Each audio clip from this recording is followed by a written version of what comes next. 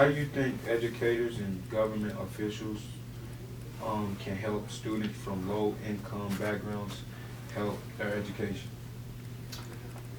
Well, again, we're policymakers, so we got to be careful about the policies we make. Policies drive everything. A lot of people don't think about it. They think of things in terms of program because that's where most people engage, is at the level of program.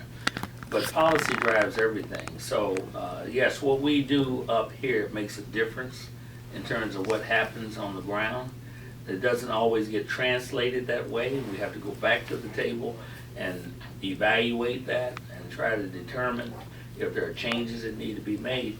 But yes, what we do up here is important. Let me give you an example. If we do not allocate enough funds to identify and address a particular objective that we have, then we don't put the proper resources in there. That's a policy decision.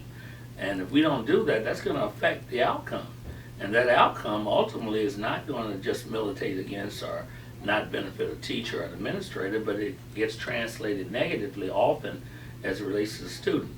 So what we do with resources, what we require in terms of your time in school, how many instructional hours that's required to be provided in the system to the school, how leaders are selected in the school process, who has a responsibility at each school building to make policy as to how that school is going to function, the relationship between the overall state education governing authority and the local district boards.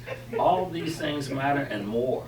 So what we do as legislators, when we lay it out and say, here's how this system is going to be and here's what the parameters are, that's a very important thing that's going to affect students.